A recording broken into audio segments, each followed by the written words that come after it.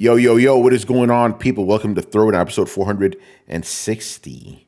I'm your host, Tony Polanco, and tonight I'm joined by Emilio Lopez. What's up, people? How's it going? Adam Vale. How you doing? Brett Murdoch. What up? And Brian Manjoma. Controversial opinion. If your game is not coming out for another 6 years, then don't talk about it. That's not even a game. That's just an idea. Yeah. 6 years? Come on now. What game were we talking about? Because literally I could think of like hundreds of them. Do that shit. Mass Effect. Oh my God. Why? But didn't you hear the group of BioWare, whatever, they're all going to picket outside on N7 Day? Yeah. Well, yeah, I don't know. But Brian, you kind of led to the segue right now, man. You said 6 years? Well, the number 6 is very pertinent this week, isn't it? I'll take you guys through the timeline. So Mr. Jason Schreier said that Rockstar was going to be announcing Grand Theft Auto 6. You know, that was the quote-unquote report. And I guess to get ahead of that, Rockstar came out and was like, yes, we will be talking about GTA, or excuse me, the next GTA. Come, what is it, in December, I believe they're going to be doing that. December. Yeah, so basically, they pulled a Kojima, an announcement of an announcement, you know. But I think it was forced. If you saw their socials, they was getting blown away. Is this true? Is this true? Are you doing it? It's like, holy shit, are we going to go through this for months? All right, we got to come out with some shit. Yep. And so... Yeah, you're right, because they would have just gone and on and on and on and on and on. Oh, yeah. But this way they shut everybody up, and that's that, you know. There's a usual, they could also just do the usual thing and just utterly ignore everything. Yeah. That only goes so far. Look at Nintendo. They even came out and said about remember that spec sheet for the Switch 2 that came out? Yeah. And usually Nintendo doesn't acknowledge any rumors, and they came out on this one. It was like, that's really not true. Don't believe that shit. Yeah. I'm going to read this. This is from IGN here. This is the original story. Rockstar is reportedly planning on officially announcing Grand Theft Auto 6 soon and will show a trailer in December. According to Bloomberg, which is, that's where Schreier works, Rockstar plans to announce it as early as this week. It's currently unclear how much Rockstar will show off with this supposed initial announcement, but the company will reportedly release a trailer for it next month. This would most likely appear at the Game Awards on December 7th, but so far there has been no confirmation. So that's part of the original joint. So this is the updated one. Rockstar has now sort of made its announcement, but it didn't come with a full Grand Theft Auto 6 reveal as expected. Instead, the developer thanked its fans for 25 years of support and confirmed it would share the full GTA 6 reveal trailer to celebrate its anniversary on December 23rd. So this is what Rockstar said. We are very excited to let you know that in early December, we will release the first trailer for the next Grand Theft Auto. We look forward to many more years of sharing these experiences with all of you. And I believe that was Sam Hauser that put that out. So there you go. It's real and it's gorgeous, or whatever the line was. Spectacular, right? They're real and they're spectacular. All right. Go ahead. I'm curious. Who cares? Like, Damn. Well, like, not trying to be hot about it, but like, genuinely, who, like, for a lot of people, I think that like it has been pushed out too long, and they've kind of lost interest. And I think there's a bunch of other people who feel like Rockstar has kind of abused their good graces, and they're even more kind of against. So like I see a wide range from people being really excited about Rockstar to people being genuinely and outright angry at Rockstar. So like, where do you guys land on that spectrum? And those people are in the minority because it's always in the top 10. Yeah, I was just about to say that. Yeah, they're killing it. Yeah, Grand Theft Auto 5 is literally the biggest selling thing in all of entertainment in history. It's always selling. So it's it's a lot of people care. Trust me. Yeah. No. That's why I'm asking you guys. Yeah. I've said this before on the show. I have some trepidation because Dan Hauser left, right? Different writers. Different writers. And they even said, we talked about this on the show before, they said they will not, quote unquote, punch down to marginalized groups. So that kind of gives me an idea of where they're going to go with this. So I have some trepidation. If it weren't for that, I would be hyped as fuck because Grand Theft Auto is like in my top 3 favorite franchises. But I think this next one, if they're gonna neuter this game like I fear they will, I hope I'm wrong about that. Because again, look at all of entertainment in the past 4 fucking years or 5 years at this point. Excuse me, 7 years. The past 7 years, all the bullshit we've been getting from all forms of entertainment, from fucking movies and TV shows and games. You know what I'm talking about. I'm not saying it, but I'm not. You know what I'm saying. So I just hope they learn from Saints Row. Yeah. That's all I hope Adam. That they. I fear that. I fear. Yeah, of course, everybody does. You know? So I hope they saw that and like, you see, it didn't work out for them. You know what? Let's just stick to the formula. We have plenty of time. We have no release date. Nothing. Don't worry about it. We have time to fix it if they were going in that direction. Hopefully not, because then that ruins the whole game. It's Grand Theft Auto. This is what it's known for. Yeah. For being over the top. And if you tone it down, then it's a bullshit regular game. We'll see. That's my take on it. Not really much more to say about this report other than I think Jason Schreier just got ahead of them, so they're like, oh fuck. You know? Yeah, it's outforced. Yeah. I'm not surprised at all it was going to be at Jeff Keighley's show. Yeah, that sounds about right too, by the way. Yeah. Yeah. So Jason December. Just ruined it for everybody. I mean, you probably have it on the sheet. I didn't get to see the sheet. Are you going to bring up anything with the new Steam Deck?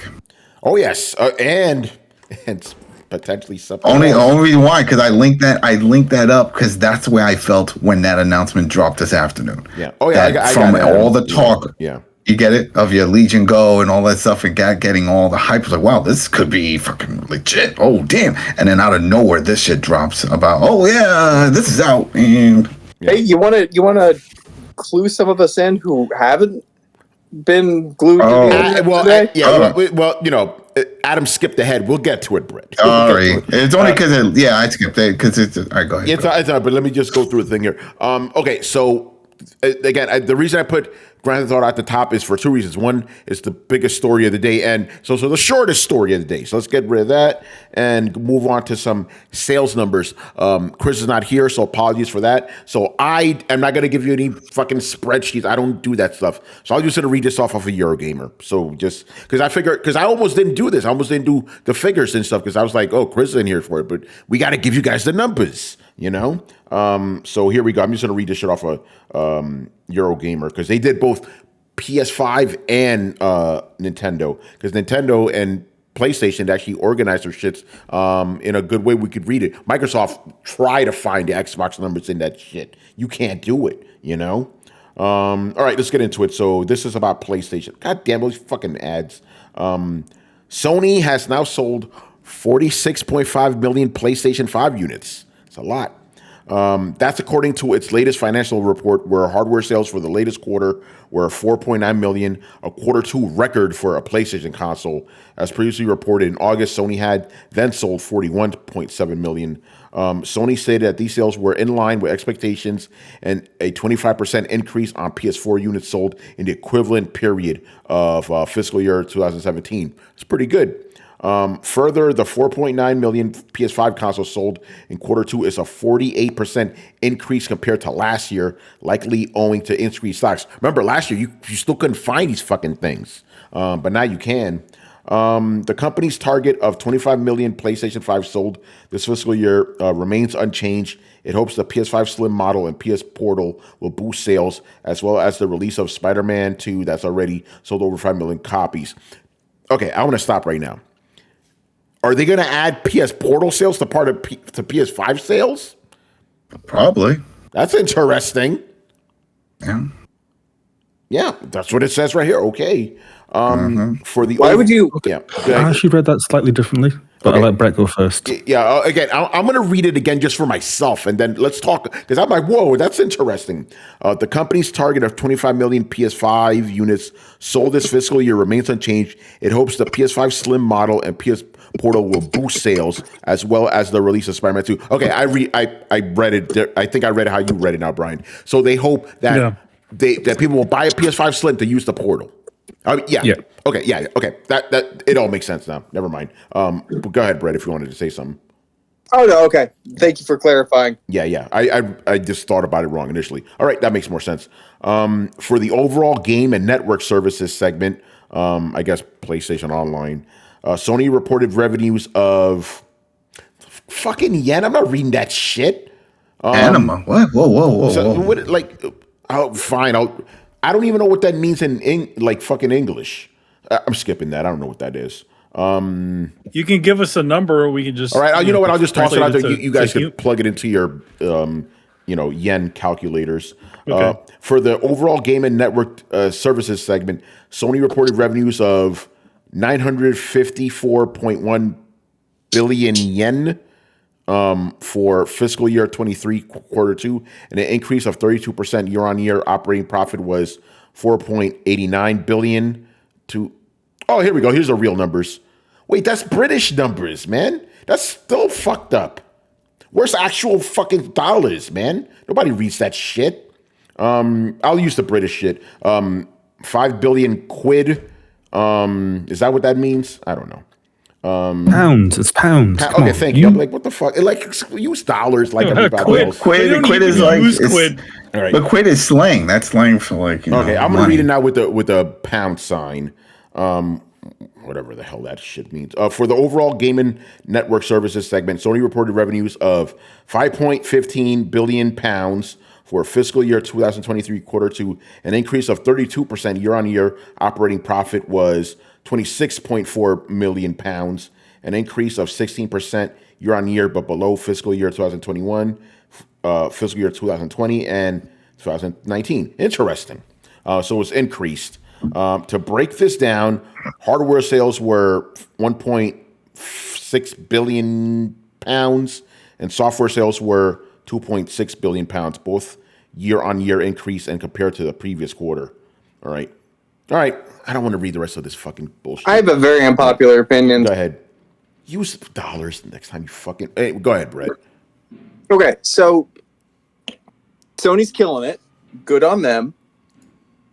But I kind of got to ask a question that strikes me, kind of in the vein of like, so Manny just recently got his PS5. About to. No, I haven't.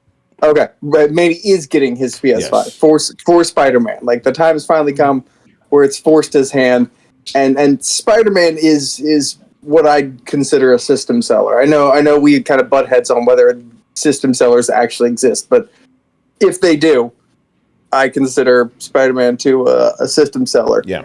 So my question is like, so all of these awesome sales numbers before this, what were they for? Like, that is a lot of PlayStations that have been sold for, and I think a lot of people on the panel will agree, like, nobody's really needed their PlayStation 5.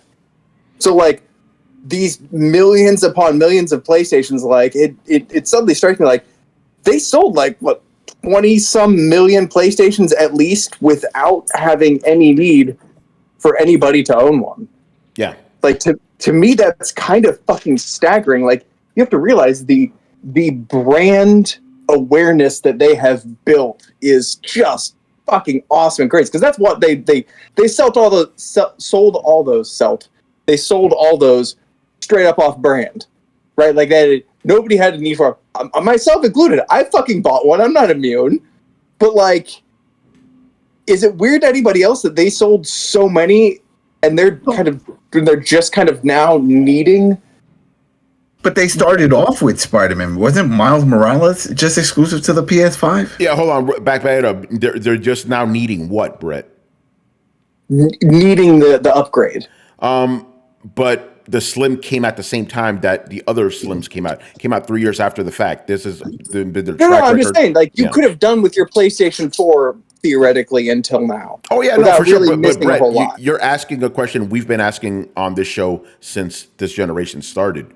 Like, why are people buying PlayStations? We've been asking this the entire time. But just hearing the number, we haven't been able to come up with an answer. Because I've owned a PS5 since day one, and I've been the first guy telling people they don't need this fucking console.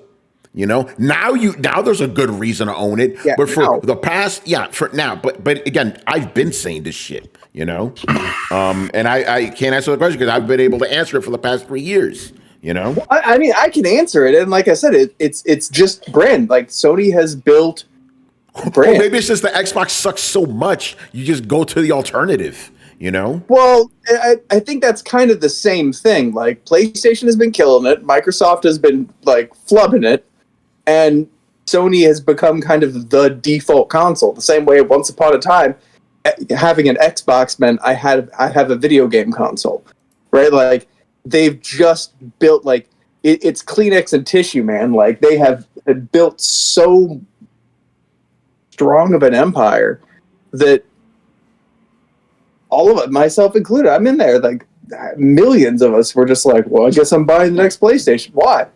Because they made one and I'm going to give them money. Like, why? I don't fucking know. None of us do. And that's kind of amazing. Yeah, like, just hearing it, like, really strikes me like, goddamn, like, you guys have done a really good job of building a brand. And, like, that's definitely not great for Microsoft. Like, how do you go against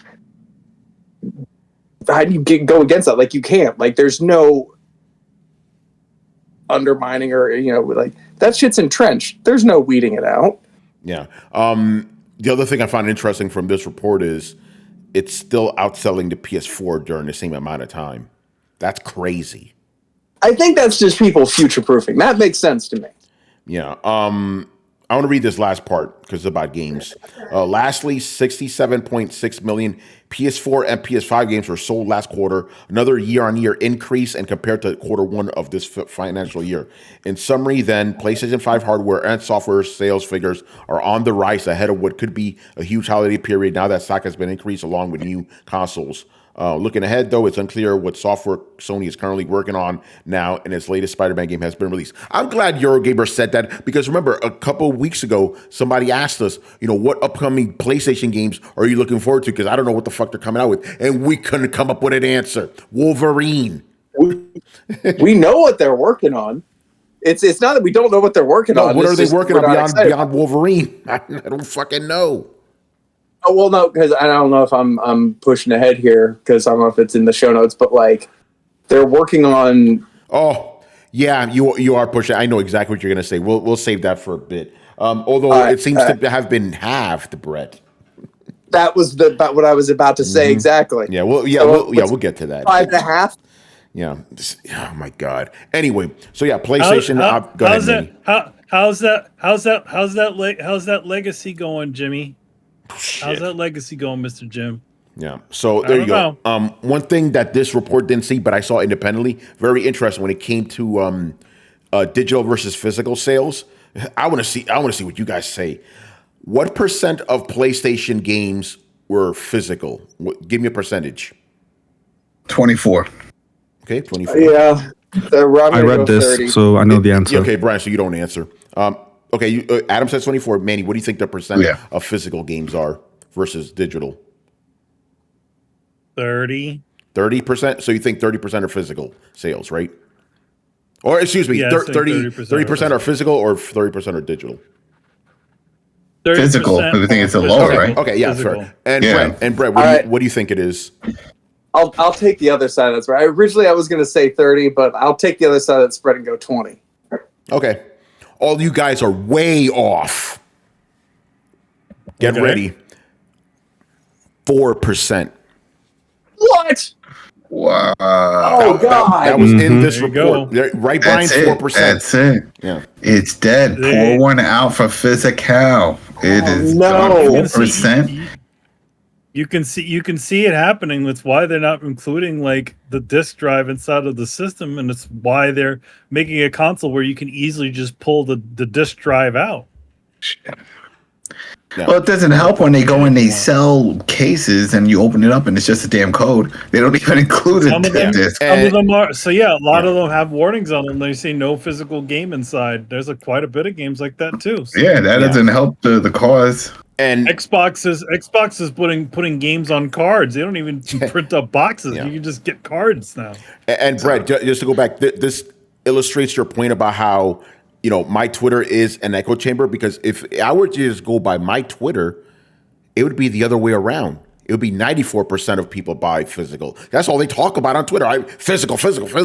But look at the normies. Yeah, they don't give a fuck about that, Well, here's the thing, dude. Like nothing like a global pandemic where everybody's stuck inside their house to essentially push forward a bunch of stuff that wasn't, when it wasn't as even, when it wasn't, See, separated. before the pandemic, it was around 80%. So whichever one you guys said 20, that would have been closer. But now, after the pandemic, now people are like, okay, I've just been doing this. I'm going to keep on doing this. It's the same. It's the same. It's the same thing when it comes to those barcodes. Those barcodes. Nobody used those barcodes, those QR codes before the pandemic. But as soon as that happened, everybody knows what those things are. And that thing has been those QR codes has been around for years. Mm-hmm. Yeah, it's pretty unfortunate too. Like, I have definitely noticed the pricing scheme for digital games is not consumer friendly at fucking all. Well, yeah, like that and that too. So now you think about it, people are essentially paying $70 for just a file. Are you telling me that printing those discs isn't that much of a difference? There's something more on this, and I was thinking about this. Like, here's the thing: when you have a digital storefront, unlike a physical, like when you're in Walmart, right, you've got shelf space, so you need to move the old thing off the shelf to make room for the new thing on the shelf because space is limited, and that drives the price of the old thing down. So you see a sort of market where, as time goes on, the price of goods steadily decreases into the bargain bin, allowing people who are more budget gamers to play games on the cheaper if they play them a little bit later, like Brian or Manny.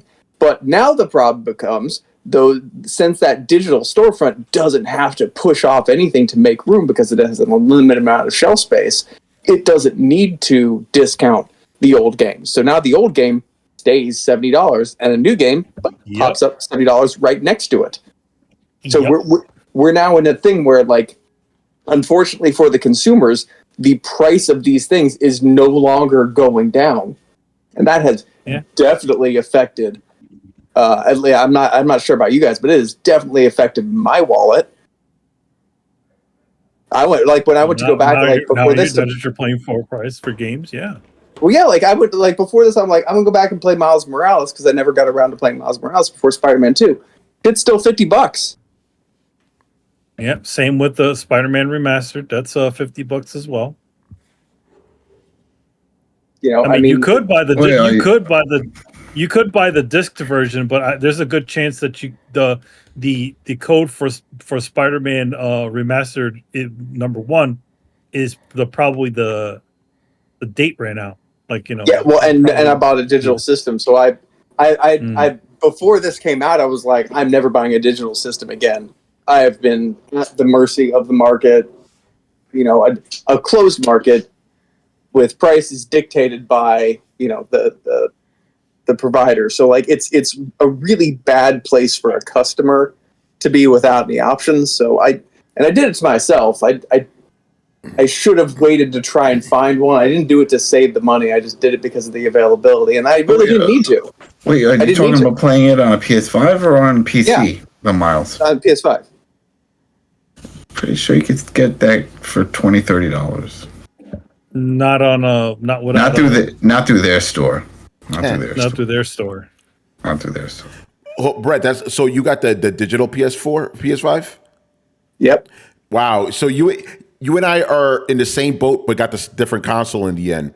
Because I didn't want the digital one. I wanted I didn't want the physical one. I wanted the digital one, but I couldn't find it, so I had to settle with the physical one. But maybe you both need to trade PlayStation. I was about to say maybe we need to trade here.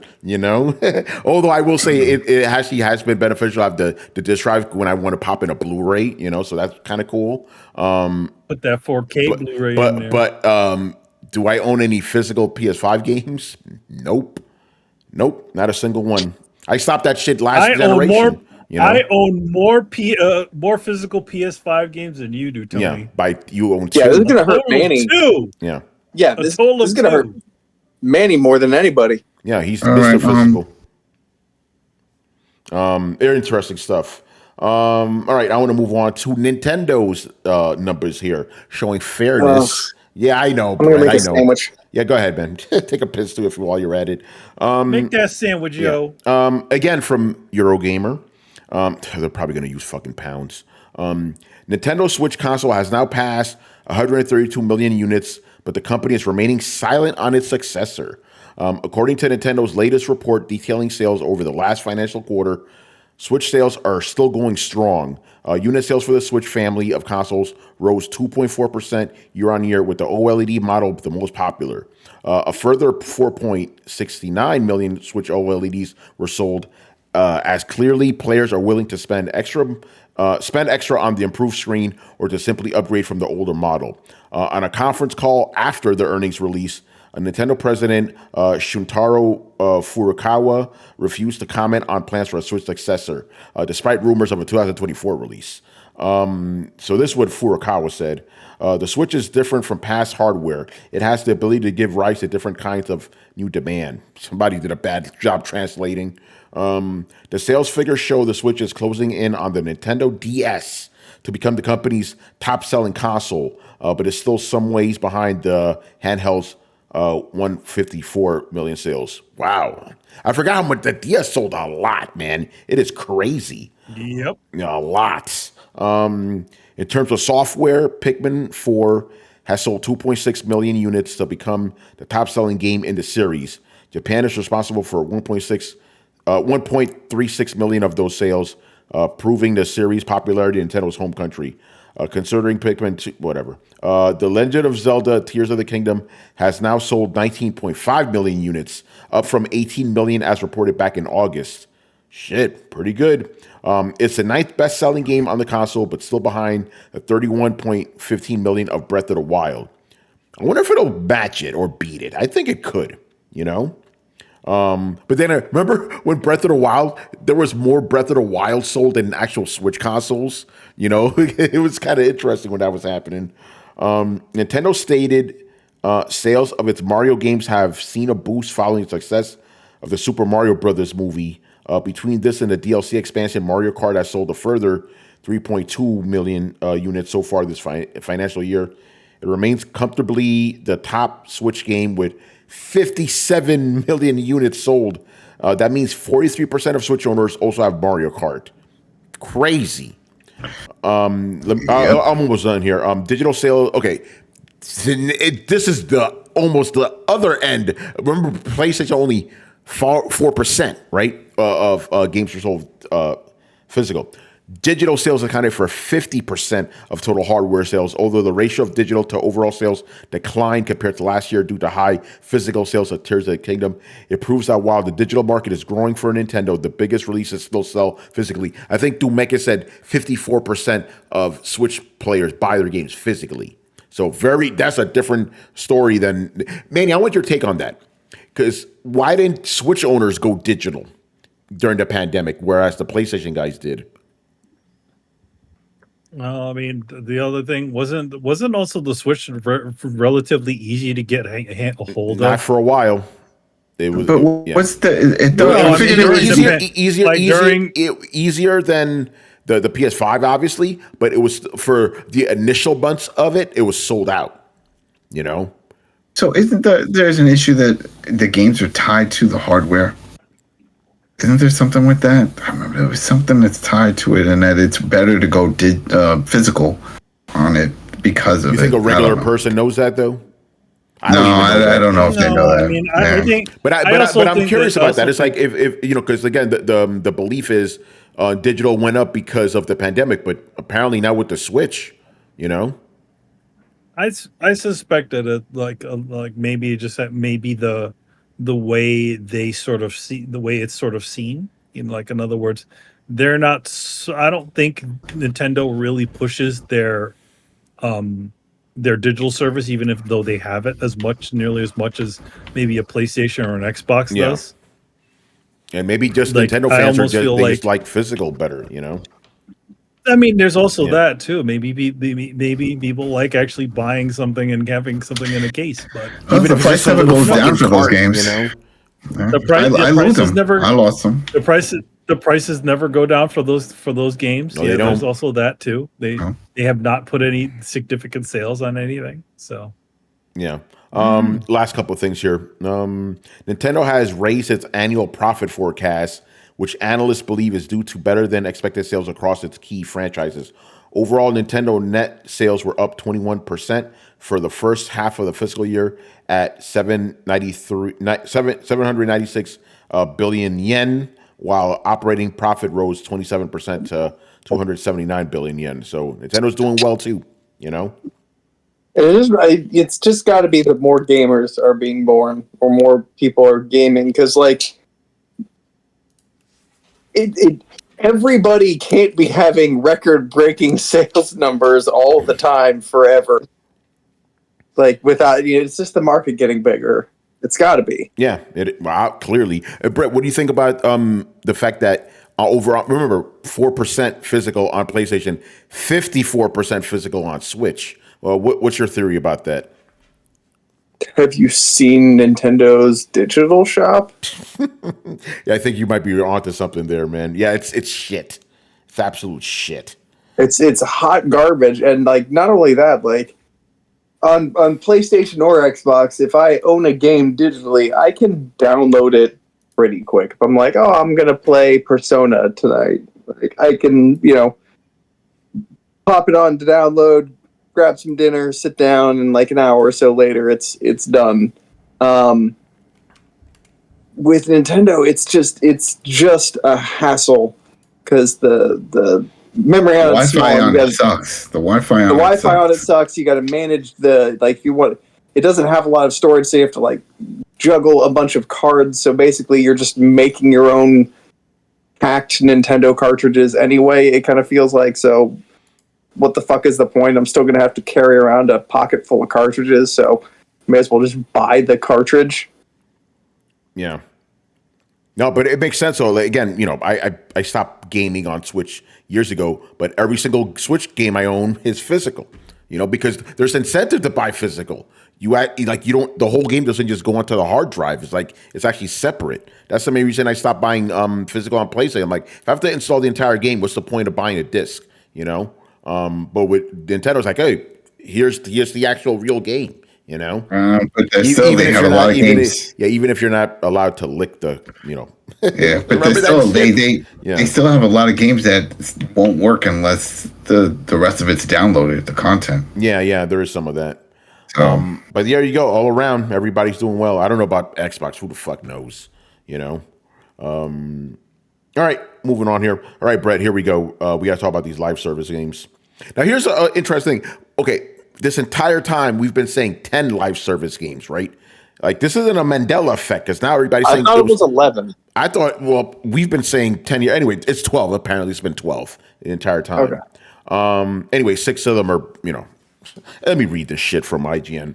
Sony president Hiroki Totoki, he's the interim guy, right? Has said that the company is reviewing PlayStation live service games, a push amid development trouble that has already seen Naughty Dog's The Last of Us multiplayer hit with setbacks. Totoki said in a financial call that Sony is reviewing the 12 live service PlayStation games it has in the works and committed to launching only 6 of them by the end of financial year 2025, meaning by the end of March 2026. Totoki said Sony is still working on when the other 6 live service games will come out. They're going to cancel those fucking games. They're not coming out. I'm doing a certain person's legacy right there. Just saying. Yeah. It's not that we stick to certain titles, but for the gamers, quality should be the most important. That's good. Right, Manny, go ahead. There's another quote in there I'm waiting for. From him, from the dude? Yeah. Okay, I'll read this whole statement. And you let me know if this is the right one, Brett. We are reviewing this, so the titles, we have not been able to meet the gamers' expectations, but we are trying as much as possible that this would be played by the gamers and liked by... Who translated this shit? The gamers. Yeah, so the 12 titles... Okay, just bear with me, people, because this is some horrible fucking You could tell these motherfuckers just put this shit on Google Translate and they even bother getting a Japanese person to look at this shit. So just bear with me here. So the 12 titles, so 6 will be released fiscal year 25 that are current plan, and the remaining 6 titles, as for when to be released, we are still working on that. And the live service games and multiplayer titles, that's a total of that. So in mid to long term, we want to enlarge this kind of service, and that's the unchanged policy of our company. It's not that we stick to certain titles, but for the gamers, quality should be the most important. That's how I feel about it. Anyway, Brett, what was that any of what you were wanting to talk about? I'm going to be 100% honest here. I went to look it up, and I saw that Remnant 2 just released a wizard class, and that you only had like 30% of my attention. Brett's gone Brett, now. it's okay. I was like, got a Remnant game, 2 wizard class? Fuck this noise. What's this about? Okay, so there was a quote that was basically like them saying, or him saying like, we're listening to what customers want, and we're trying to give that to them. Ooh, like, I didn't see that. And to that, I was just kind of like, framing this whole thing as a response of like, we're trying to listen to what gamers want, and we're trying to give them quality content, things like that. Like, then why are there still 6 live service games? If you have heard the call from gamers that nobody wants this, why would your response be, all right, we're only going to give you half of this? That doesn't make any sense. I feel like what it is more like we've already spent so much money on this stuff, and these 6 titles seem to be the most completed state. Let's put them out, regardless of what happens. Maybe we can make a little something off of these things. Maybe we don't. I think it's what it is they're just, if there is a loss, they're just going to be like, all right, just throw up their hands, just put it out there. Think of it like Redfall. Yeah, no, exactly. They already spent all the money on it. They've already spent all the developer hours on it. So it's like, all right, just release the shit and see what happens, because we know if these things are going to be the way they are, they're probably not going to be much. Okay, here it was. We're reviewing this. We are trying as much as possible to ensure these games are enjoyed and liked by gamers for a long time. Of the 12 titles, 6 will be released by fiscal year 25. That's our current plan. As for remaining 6 titles, we are still working on that. So they haven't necessarily been officially scrapped, but like they've definitely... It's on hold to see how the other ones do. They're on hold. We already know exactly 3 ones that are pretty much almost confirmed. Like definitely the 2 Bungie, definitely the DLC for Destiny, and then Marathon is on there. That's got delayed, and I'm sure definitely Factions or whatever the hell it is for Last of Us, that's getting canned. That's getting canned. So before anybody gets super excited, Sony's president went on to say that its big live service push for PlayStation remains, quote, unchanged policy of the company. Yeah. But that game quality will be most important thing overall, as it makes production of the scheduling decisions. Horrible translation. Jesus Christ. Like as a right, Brett, that wasn't your dyslexia. They literally wrote it like that. Like, it was hard for me to read. Like I was. Remember, I'm an editor here, and I'm like, what the fuck? Like I'm thinking about editing this. Like, how do I make this work? Anyway, let me stop. This is how you give Tony a stroke. I'm literally having a stroke on air. Just like what? My editor brain is like, how do I fix? Brett, as I'm reading this, I'm trying to like, how would I fix this?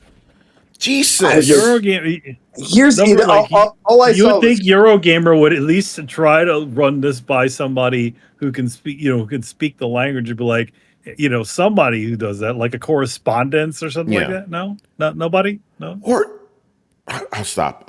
Anyway, Brett, go on. and this is in quotes, unchanged policy of the company in response to the live service push for Sony. So like, it still seems like Sony as a company is holding fast to the policy of altering its direction away from single player games and towards large live service games. Now, So have they said they're altering their course or just adding those in addition to, the current crop of games they normally do? they said that they're delaying 6 games. The live The service other games, 6 yeah. are kind of they're kind of like, meh, we'll see. But that their policy, their internal policy of live service games is, quote, unchanged policy of the company. Jesus fucking Christ. I know, yeah. Yeah, but again, I didn't see anything in there that said we are going to focus more on the live service games instead of the single player games. I didn't see that anywhere in there. I mean, no, it's maybe I know it's I'm not horrible sure translation. Yeah, what I said to give you that impression that they're only doing that, but like that I was just saying that they are still doing these 12 things. yeah. All right, so there you go. And that's what it was. That they have limited resources, right? Like even giant companies have only so much resources. So I'm not saying that they're bailing on their single player games, but the policy of at least kind of halfway focus, like, I don't know, man. If there's 12 live service games out of how many games that there are, like, how many games do you think are in production from Sony? Who the fuck Do you really think there's? But I will say this though. I will say that. Wait, just real quick. I will say those 12 live service games probably even all together probably won't equal the budget of one giant Spider-Man game. These are live service games. These are just bullshit games that you just chuck out. You don't need to spend that much money on them. I mean, tell Bungie that. Yeah, well, that's Bungie. That's a different story. But like most live service games don't cost that much compared to like a big single player game. But Bungie, yeah, obviously, Destiny is a big fucking exception. Tell Bungie that while they're bleeding all over the place because they were. That's also true. Yeah. I know what you're saying. It's like if you're going to be focusing on these 12 games, something has to give. I get it, but I'm wondering how much of a give will there be if these games are probably not going to be high budget games. I suspect. By the way, I don't even think they're making 12 of these fucking. I really think it's going to be 6 of them, and they're probably going to be like, maybe like you may get one AAA out of those, and then a bunch of little indie games. That's what I think. Okay. I am going to push back on the whole. Like, I understand that like their big budget single player titles cost a shit ton of money. Yeah, I don't think live service games are necessarily as cheap as you think, and also like. You don't have to hire big name actors most of the time. You don't even need to do any like story or world. We've talked about this before where these kind of like online games, you don't need to do as much. You just have to build the world, give them some weapons, let motherfuckers go. You don't need to do too much. I mean, okay, that is your opinion because you don't like and play those games. If we're talking about straight amount of content, man, like Spider-Man is the same fights over and over and over again. Yeah. It's not that much different in terms of like asset creation. Like, yes, there is a story and there is voice acting, but there are other things and cutscenes and all this other shit, Dude, like Diablo had all of that shit. Yeah. It's a live service game now. It had full acting, story, cutscenes, fucking everything. Yeah. Super high Diablo's budget. an exception, by the way. So I'm just saying, Brett, you honestly can't believe those 12 games are going to be all big AAA games. That's not feasible. No, I don't. But I'm also saying they're not going to be small, middling indie games. I'm not saying they all will be, but some. I think the majority will be. Because they kind of have to be. Why? Because they have to dedicate their budget to probably the one game they think will actually make the money. That's a critical assumption that you're making. You are assuming. You're assuming too. What the fuck are you talking about? No, I know that. Yeah, you're assuming too, man. You can't give me shit about that when you're doing the same goddamn fucking thing. What am I assuming? You're assuming that these games will take money off the single player games. That's an assumption too. No, that is a fact. You only have so much money. It's a fact. We know for a fact Sony is going to divert money from their 12 live service games. You heard it here on Throwdown. It's okay. That's how limited resources of anything works, Tony. Yeah, but you know this for 100% fact that this was going to happen. Because you can't give somebody more than 100% of something. So yes, some of their budget has been diverted to these 12 live service games instead of going somewhere else. That's the way money works. All right, I can say that for a definite fact. Okay, there you go, people. You heard it here first. Sony. Do you not know how math works, man? Like, what's going on here? Because you're making. You know what? I'm not going to do it because this is you're already in like crazy town. So go ahead. It's like I can, you can assume, but I can't. That's fine. That's fair enough. Anyway, I still don't think we're going to get 12 of these fucking games. You know, I think we're going to get. No, I don't think so either. Yeah. I think again, I think they're just going to keep the ones that are that have the most potential. You know, push those ones forward, and then maybe we'll slowly but surely, silently hear some of these games getting pushed back, or either postponed indefinitely.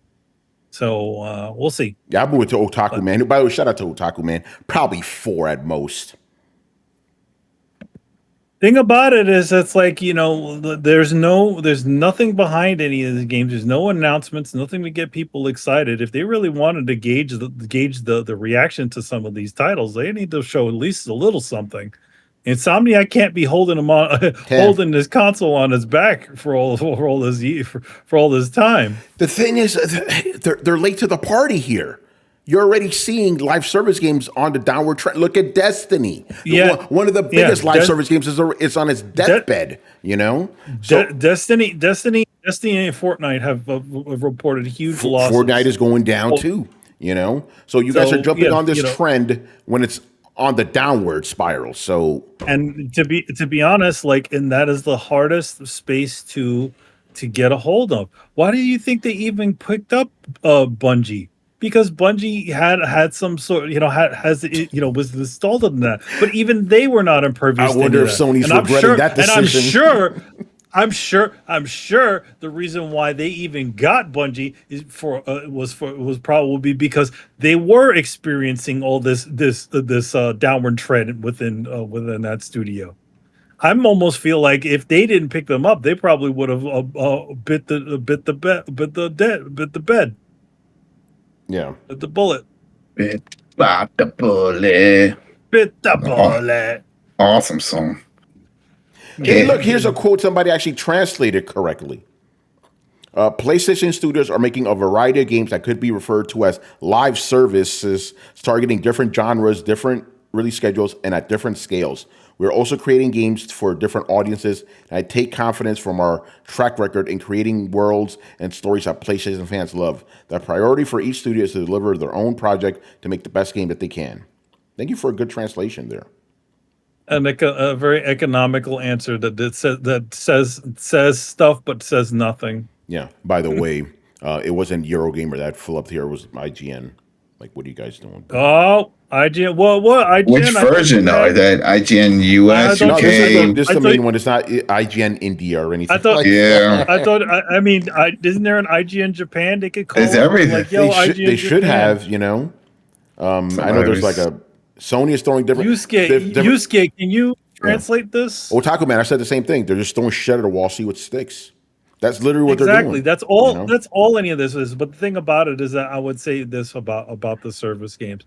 My guess is the reason why they've gone, and I've said this before, into service games is because they don't cost nearly as much to develop as a full one. As a Spider-Man or any of those other big titles. They could put out most of a game and continue to continue updating it later. Yeah. As the revenue comes in. So that's I think that's why there was 12, because I'm sure 12 of those things probably didn't cost nearly as much as one of their one or two of their bigger titles. Yeah. Their like bigger miners digging for gold in San Francisco after the gold rush. It's like, oh, we're gonna find some. That's right. That's exactly what it is. Yeah, we're gonna find it in this rocks here. That's exactly what this is. It's like it's already again, the usual. This is the usual Sony toe dip, and also being late to the party. And this is also why I don't believe they're going to put a lot of resources in anything. Sony's just dipping their toe. They're not going to go, oh, let's take some money off of Wolverine to focus on this shit. They're not doing that. But the thing is like they have all these studios, and like, what are they doing?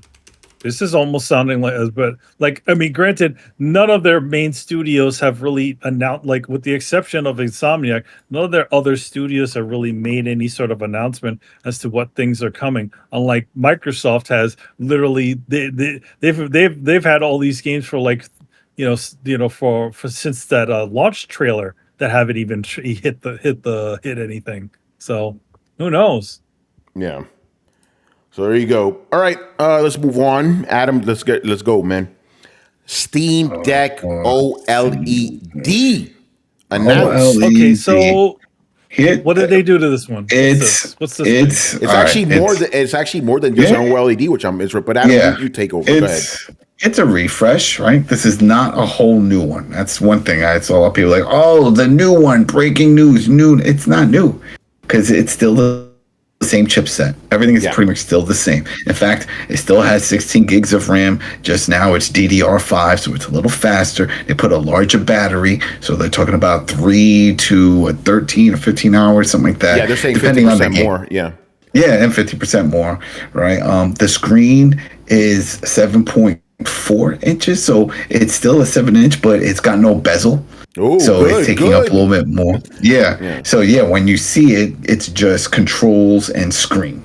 There's none of that. The bezel's gone. So that's where you're getting the extra. They said they made it a little lighter from the materials. That's the only part that concerns me because I like that heft. It feels like quality. Yeah. I don't want it to feel flimsy. I hope this isn't like some flimsy plastic thing.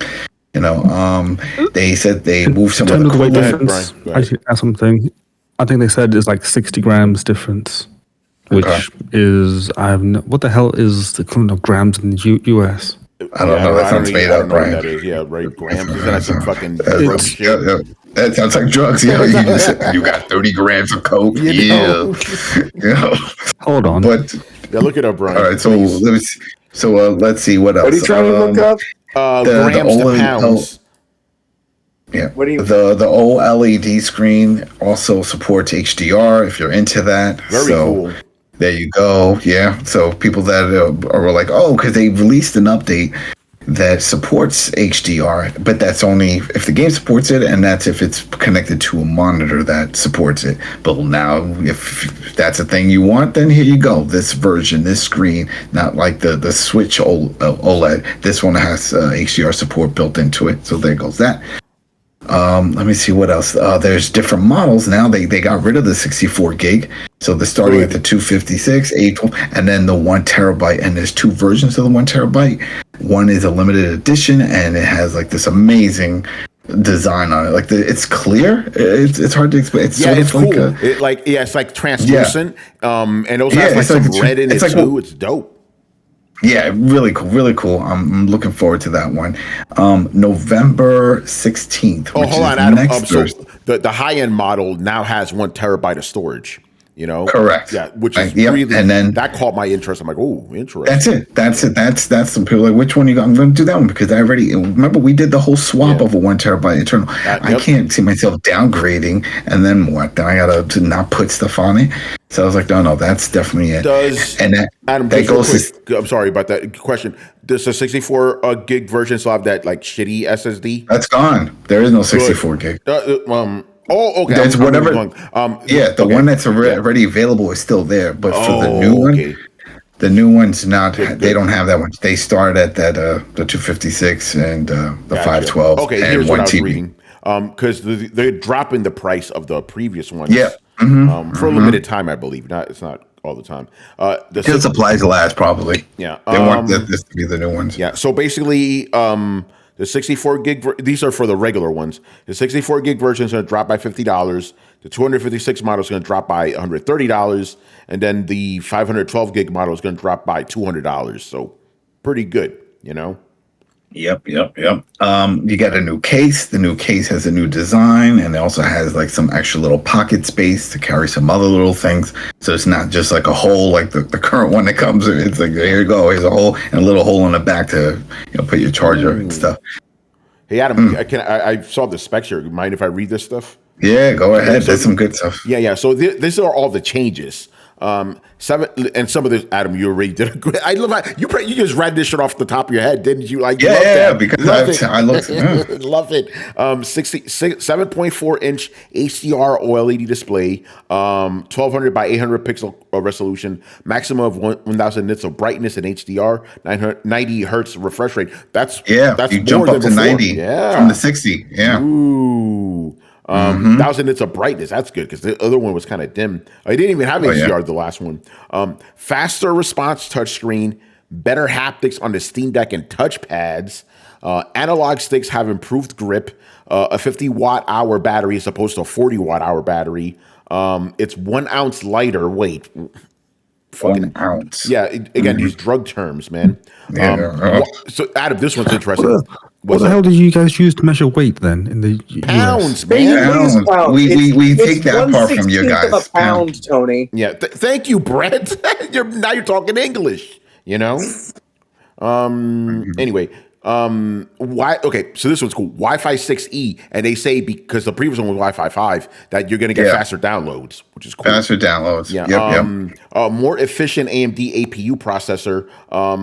I got a question about this one because didn't they get the 6 nanometer processor like on the last refresh? Because the original one was 7 nanometers. I thought the refresh that we got like late last year was 6 nanometers. There was no refresh for the processor. None of that stuff. Like a slight. I thought there was slight refresh. No, this is it. This is the first time they've done a refresh. Very nice. All right, Bluetooth 5.3 controllers can wake up Steam Deck. Louder speakers, microphone and headphones can be used at once. Is that something that wasn't possible before? No, it could be used before. Remember, we did it before when we played. Yeah, what are you talking about? So I guess it's just reiterating that it's coming back. They're not removing the jack because they talked about that too. They're like, the jack is still there. From the design, it looks the same, like visually. So I'm wondering. The shell's the same. That's good because in my kill switch case, my deep brand, I love it. And I hope it fits in there and with no issues. Yeah, it says the same. A couple of other things. A longer charging cable, faster charging, 45 minutes for 20 to 80% charge up, and a charge LED on the deck. I also noticed that the power brick has a little Steam Deck logo on it, which is pretty dope. Larger fans, promising better cooling. It's supposed to be quieter. That's the other thing. I guess that was the point of making it a larger fan. Motherfucker gets loud. Change inner design screws for easier repairability. That's also very good. You can replace you no longer need to take the whole thing apart if something happens to your screen. Like right now, there was a mod out there that was like, oh, get this better screen. I was like, all right, great. So then I watched the guide. You have to disassemble the entire thing to do it. They said with this model, you do not if something happens with this screen. And then the last thing, included hard case now has smaller travel. Included hard case now has smaller travel shell case inside for easier bag fits. So there you go. And Mighty Nerd, yes, thank you for correcting me because today I was just looking at all this shit, Steam Deck and PS5 Slim. So I got my wires crossed. It was the PS5 Slim that got the PlayStation 5 last year that got the refresh of the 6 nanometer process. So that's something. But and then cool, the price, man. and the price, the limited one and the 1 terabyte are the same price. How much? Was it $697? I think it was for the limited one. For both of them. Yes, $679 for the. Yeah, there we go, $679. Yeah. So, and this is the reason why I was tying it in earlier is because we saw all this stuff coming out about the Legion Go, right? Lenovo Legion Go, 8.8 inch screen. It's got a faster processor. It's running some games at 120 hertz. It's amazing.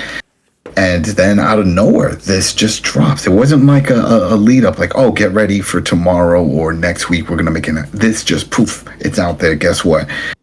Here it is. And you can't order it or anything yet. And we still don't even know how that process is going to work because it says coming soon, November 16th, right? Yeah. So is that coming soon that they're going to activate like they did when it first launched, where you put $5 down and then you wait, who knows how long?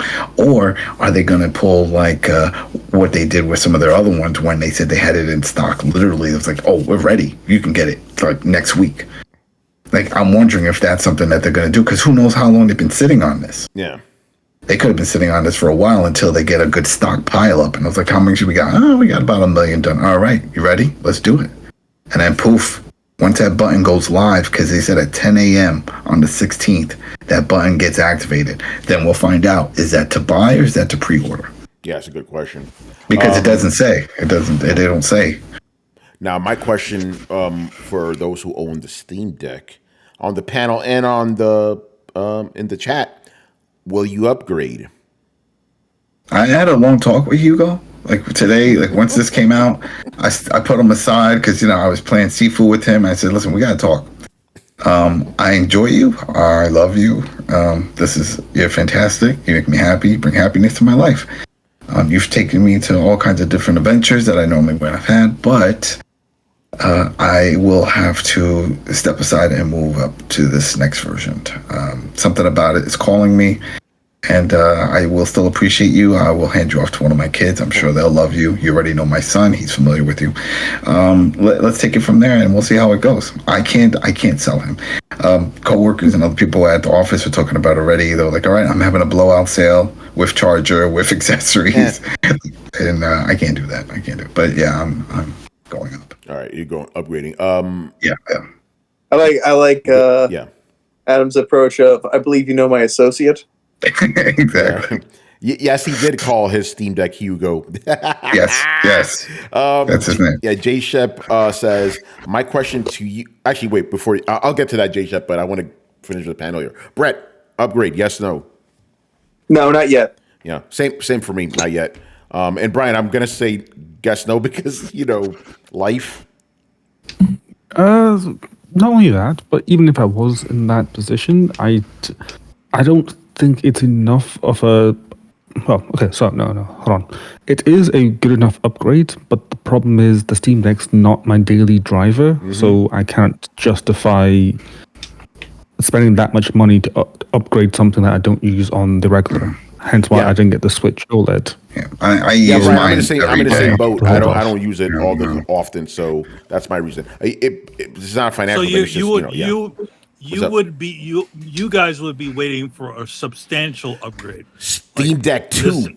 That's what I'm waiting on. Yeah. I will day one getting that shit. No hesitation. Especially if I'll get to that later. But anyway, Brett, what's up? That's the same. It's it's when you get like small iterative things like this. I think it's kind of like an iPad. Like you buy it and then you step back for an upgrade or two, and then you step back in when it's pretty significant from where you last stood. Doesn't even need to necessarily be if you're looking at like an iPad, like doesn't even necessarily need to be significant from its previous generation. But if you're like 3 generations behind, it feels like a good jump. So. Probably either the next iteration or Steam Deck 2. Yeah, same here. So all right. If they do another upgrade off of this upgrade, then I might also be in. Yeah. Oh, and that's the other thing I hear too. All the people like, oh yeah, once they see something new that builds up, but then let's see what happens over the weekend when they start really thinking about it. Because that's the other issue. Out of all the people I know, I'm the only person that uses it daily. Everybody else is like, oh, what are you playing? Oh, I haven't really turned it on, but when I do decide to, I was like, shit. So I use it all the time. I was just playing on it before this. I love it. It makes me very happy. I just even now thinking about it puts a smile on my face and I get a little teary-eyed because it is such a great device.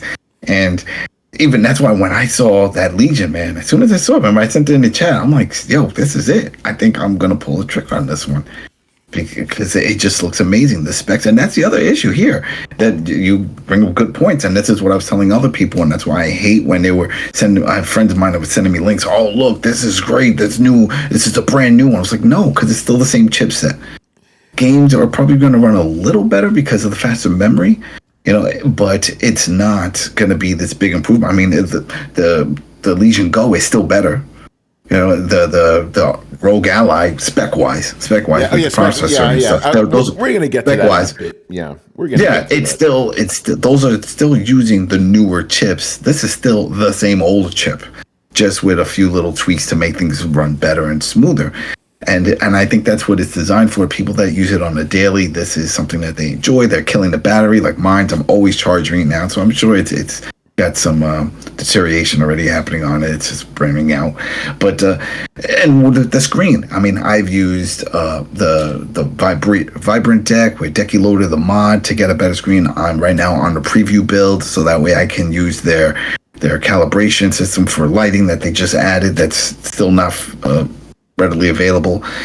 And so for this to happen, and then with this OLED, it's like this is for that group. So as much as I'm hearing everybody saying they're going to get one, except the people on the panel, I've heard a lot outside.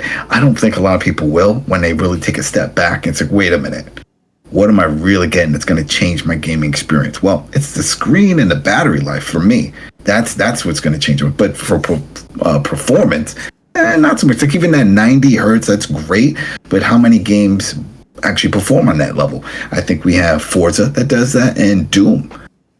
That's pretty much it that I could think of that could go that high, and that I don't know, but I don't know. It does a lot for me, at least just because I use it all the time, and I like the OLED screens. Remember, I picked up the Switch OLED. I enjoy OLED screens, so that was a plus, and the battery life, that was a bigger plus, because that was my main concern. Once I saw a new OLED model, I was like, great, now my shit's gonna drain even faster. I was like, oh no, there's a bigger battery. I'm like, okay, all right, so this could be a little better. Yeah, no, it's impressive. But we already alluded to it, so I want to talk about the Legion Go. Got to talk about the Legion Go because I'm gonna put my microphone back here, so for the listeners, just deal with it because I want to show the shit visual off. aid. Wait, let me see. Yeah, let me turn this motherfucker on. But you already see a little bit of problem. What is that? That's Windows right there. Yeah. So you got to do the login shit. Touch screen. Okay, so anyway, this is the new Legion Go, which has been alluded to. There's the Legion Space, right? Look at that. Yeah. So yeah, Looks this great. thing, the one of the big selling points of this, and I'm being pun intended, obviously, the 8.8-inch screen. It's like this is big. 8.8. 8.8. Yeah, 8.8. 8.8. Look, there's like no bezel on that. No bezel on that. Yeah, it's like, look at that. Yeah, it's super thin, And the other thing, and here's one of the kind of weird. How's the weight compared to the Steam Deck? How's the weight? It's heavier. It's heavier. I should have had the Steam Deck here. It's heavier, but I will say the weight distribution is really good on it. Something I can't really show, but basically you have this kickstand on the back here. And one thing I like to do is I like to keep it on a desk like that and just play it because it does get heavy after a while, So there's a kickstand, which is pretty dope. And then it kind of like Joy-Cons, you could detach these things. It's a little tricky because the thing with Joy-Cons, you got to like pull up, right? So you're trying to do that with this, like, no, you got to pull down. So have you used a mouse attachment on it? So for first-person shooters, yes, I have. Oh, kind of finicky in my opinion. It's like. It's like it's too sensitive. Oh, I should show the case, by the way. Comes with a case, Legion, so you can see there. I know for you guys in the panels backwards, but for the fans, they see this normal. So yes, comes with this little guy here. So I'll show you right now. So basically, because there's a lot of shit going on here. So you see the left controller is kind of normal and shit, nothing really crazy. But the right one has all this extra shit on it, So basically, I'm gonna pull this off, and then I'll show you. I'm getting better at that. Practice makes perfect, So basically, this thing right here magnetically attaches, and you're kind of supposed to use it like this, like either for like a first-person shooting game. and that's where these extra Is there like a felt or something at the bottom? Because I always see people sliding it around. Is it nothing? Like that's just some plastic. Yeah, and also right here, you see this red on the bottom, Adam. So when you flip this switch, it goes to FPS mode. You know. So it also has a touchpad right here, kind of like the Steam Deck does. Right here, which is kind of cool. You know, it has extra buttons when you're using it in this mode, which is cool. I think it's a little too finicky. Like you probably have to go into the game and adjust the settings for that, but kind of innovative in its own way. You know, unfortunately they don't have how like Joy-Cons you could stick both the controls onto something and to use it independently. Yeah, nothing like that. And I think somebody I was talking to him at the office was like, probably because they don't want to get sued by Nintendo. I mean, somebody they'll let a third party. That's the whole reason why That's the whole reason. Why they detach differently. They have different buttons because they don't want to get sued by Nintendo. Yeah. So yeah, I've been using this. It's funny. I wrote an op-ed on this. I think it's going to go up tonight, and the fucking op-ed's as long as a fucking review. I went in because even though this is dope, it has the same fucking problems that I have with ROG. Yeah, the same exact problem. Basically, this is still at the end of the day a Windows fucking PC, just in handheld form, right? So you have to deal with all that bullshit. Literally, when you start it up, it's just like logging into Windows. You have to go through all that shit. You know, and then games are still not 100% optimized for this hardware, right? In order to get decent, decent performance, I had to set the resolution down to, basically 1080p, right? But with the TDP at 30 watts. Because you could because there's different modes. And stuff. You could change the wattage to boost performance. Even if you go to quote unquote performance mode caps out at 25 watts. But if you go to custom, then you can set that shit to 30. That's when I started getting like 45 frames a second in like Doom Eternal. So Doom Eternal, remember that's a well optimized game. Yeah, and it was struggling to even hit 60, which is an issue. And I will say this though, so. I did get higher frame rates in Doom when I switched to 800p, but on this big screen, 800p looks like dog shit. You know, like 720p looks fine on a 7-inch screen, like on Steam Deck. That's acceptable. Not on this fucking thing. It's like, ugh, I can't play that. You know, so I found that you have to put it at 10, and then obviously you got to adjust the in-game shit. So just make sure you put every single one. Yeah. It has AMD FSR built in. It has. I should say it has support for it, obviously, because it's an AMD chip. You see, and then that's the other. Well, that's an update that came to Steam Deck has the FSR 2.2 in there. So this is. I don't even know support that. And again, you also have to download the fuck. It's called AMD. It's just called AMD software to optimize shit. AMD software. It's kind of the equivalent of was it NVIDIA Experience? Yeah. It's the equivalent of that. But again, I like what the Lenovo is trying to do with this. Yeah. But we need Windows to release some kind of custom build for these devices. You know, because Adam, you know how dope it would be if we got a Steam Deck with specs like this. It would be nuts. That'd be nuts. It would be. For example, the Steam Deck uses a Zen 2 processor, right? This is Zen 4. On paper, it's supposed to be twice as powerful. Yeah. And we even because I was like, yo, put this shit through Geekbench. Twice as powerful across the board, right? But that shit doesn't matter if the games ain't running better. It can't. You know? Yeah, the games can't run any better. Yeah. And that's the problem. It's like that's why I kept looking. I was like, shit, it's still the same version of Windows. You're still gonna have the same issue with the drivers and doing all of that. All of that. All of that's a pain in the ass. All of that. Yeah. One of my boys was telling me, but it makes sense. He says if you like play emulated games, like that are really well remastered or whatever on this shit, they look gorgeous at like play all your PS3 and Xbox 360 games and stuff. You'll get that to run. So I gotta go really hands on with this, but right now this is not being the Steam Deck, like just like the Asus ROG Ally, and it's not because I'm being a fanboy, it's because I'm looking, I'm like, you should be better. It should be. It should be better. So that's why I'm like, give me that Steam Deck. I want that Steam Deck 2 with because this is the AMD Ryzen Z1 Extreme chip, right? If they get like a Z2 or give me that shit. It'll be dope, but I love the form. I love how big it is. The screen looks gorgeous. It's not OLED though, but it looks really nice, And we got to put it through the test and stuff. I think they said it's like 500 nits max. We'll see about that, Is there rumble in the sticks? Yes. And the controls? There's rumble. There's rumble. I like it a lot, but it's mostly for the idea of it, the reality, Damn, the day that fucking Windows comes out with a custom one that's it. It's over. When they're like, you just sign in and everything is integrated. Because right now it's not. Like you said, it's just Windows with this added on software and some controls that attach to it. And it's like, go play. It's like, it's not optimized for this hardware, It's impressive stuff. It is engineering wise, this shit is impressive. Actually, hold on, I got to do something. Oh, Adam, check it out. Well, not even that. Even you press this button, this is the one that brings up the the interface, right? Little slow though. Like it takes a while, which is kind of stupid. Yeah. But not only that, the price is impressive. It's still like only $700 and change. It's not that same price as the RG Ally for arguably.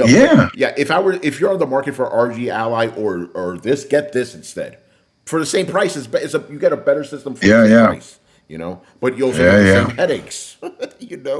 That's a downfall. Like I've seen already. I mean, there are ways I've seen where people have tried to just run. There's other ways you can run big picture mode, run Steam once you get all your games optimized. You hear that? Yes, I hear. Yes, that's the fan. Yeah, I purposely turned the fan speed up all the way. So this is what it sounds like, and then I'll just turn it off. But there you go. You could. Does it get hot? Oh yeah, it gets hot. But all the heat goes up here, so you don't even feel it when you're holding it. You don't feel it in your hands. Just like you don't feel it on your hands. No, you don't feel it. Yeah. Here's one thing that's cool. They have the USB-C not only at the top but also on the bottom. And I'm guessing. Okay. They'll probably support like a shit. It's in my face now. For a dock or something. Yeah. It'll be a dock. You could dock on the bottom and then charge it that way. I will say this. Or mount it. Lenovo told me this, and Asus said the same thing. They said this is the first. So they will. Of course. Yeah. So they will have iterations. Well, of course, only if this one sells. They have to make some money. You can't just push this out and then it doesn't sell. And that's what I'm saying. Like when every outlet, a lot of emulation sites were all covering this. So like, this is great. Think of all things you could do. And then out of nowhere, I was like, what's the Steam Deck announcement? What? And then poof, they just dropped it. So. And now they're controlling the narrative right now. I don't know how well so right here, the first tab, when you click on it, you see all the launchers available, right? So basically you have, Xbox, Epic. The Epic, all the and it's easy to connect, really dope. And then obviously if I have Steam on here, obviously, right? So click on it. Let me see. Actually, let me show you. So you can set it. You set it for default big picture mode. So then that way, when you open up Steam, I wish. Yeah, tell me how to do that because that's literally what I'm about to show off right now. Like, if you go in the big picture mode, it looks like the Steam Deck. Yeah. If you set it, there's within the settings for boot up, you can set it to boot up in big picture mode. Cool. So every time you click on it, it'll just go straight into that, and you won't see it in the other interface. Okay, I'll do that then, because this is a lot better. Look, it's just Steam Deck now. It's a Steam Deck. Well, that's what people were doing with the ROG. Yeah. They were like, once you get your games all configured and they work right, just hang out in big picture mode. Yeah, that's it. One thing that again, sometimes the buttons don't want to fucking work. Oh, that's so not good. So you got to do the touchscreen shit. And since this is Windows 11, touchscreen works fine. No problems there. Yeah. There we go. But again, I like it, but it's not beating the Steam Deck. No fucking way. No. And that's what I was telling people, because there's some others that were like, well, you said it. That one's more powerful. Why are you going to go? It's the ecosystem. It's just how the games perform. That's what I want. I want to know that when I click on a game and I download it, and just like with the check system and all that stuff, compatibility, I know it's gonna work. I don't have to go through. Oh, you have to go download these drivers. Oh, you have to go and do this other side step. No, Yeah, no, it's too no. much. And again, it's Yeah. like for guys like us, it's we're tinkerers. We get it, right? But for a normie, it's a No. lot, man. Like, do we even know how the ROG is selling? Like, is that No even idea. selling well? No That's, idea. you know what I mean? It's like, especially since it's in Best Buy. Because I thought this was Best Buy, but people are saying it's just Micro Center and the website. Yeah, Micro Center and Lenovo's website. That's the only place I know of at the moment. Okay. Also, again, Windows issues. One of the issues I've noticed across the board, like everybody in my across all the sites I work with, they have this issue where even if they put the laptop to sleep, a Windows laptop to sleep, and close it, it'll get fucking warm and drain the battery. This happened with this shit too. Yeah, because Like when I went to take it out a case, I'm doesn't, like, "What the fuck is this shit warm?" I turned it, I put it to sleep. It was still going. Battery fucking dead. because it doesn't know. It just doesn't know. Yeah. And then see right now, fucking Again, all the issues that are inherent with Windows are on this too. So they need to do something, man. They gotta do something. Gotta do it. They can't half-ass it. You can't just dump Windows on it, and because that was the first thing a lot of outlets did when the Steam Deck came out. Remember, they're like, "Oh, we're gonna load Windows on it. We're gonna side loads," and then once you do it, like, "Oh, that was a bad idea." Yeah, right. that is not good. And for those who don't understand, that don't have a Steam Deck, when you boot up a Steam Deck, you go straight into the Steam OS. Right You don't away. go into a Linux operating system and then click Steam to load up. You are automatically in gaming mode. Yeah. And that seems to be not the issue for this one or the ROG. Yeah. You first have to boot up. Yeah, to be fair to this guy, after you do the initial setup, it will always give you the Legion space. It'll always launch with that. But you're right, the Asus ROG Ally, it's like it boots up the fucking Windows desktop. I'm like, what are we doing here? Like it just lets you know this is not. It makes it less handheld gamey. You know what I mean? Yeah. Like, The gaming is just a feature of it. It's not the main reason to own one. Yeah, and to prove a point, I fucking hooked this shit up to a monitor, keyboard, and mouse. I used it as my work computer today. It was fine. I did the same thing with the Asus ROG Ally. So there you go. That's my little sneak peek of it. Legion Go. So I'll have a review next week on Tom's Guide, and a video review as well. So stay tuned for that. All right. A couple little stories here before we wrap up. This one's interesting. So Microsoft, or Xbox, I should say, they announced that they're going to have, and Brett, you called this out a while ago, that they're going to have like AI writing, like NPCs and shit. And naturally, developers ain't happy about that, and I'm with them. I think that's bullshit. I'm tired of it's bullshit. Why are we focusing so much on giving AI control? Did they not see Terminator, Skynet? Yeah. We don't need to go down that path. Smart. It's just that generative bullshit AI. It's still when you start having them write for us and then do something. Hold on. But before you go off, that's not what this is. This is not. This is not so that they can AI generate scripts. No. This is to give the NPCs kind of reactive. Okay.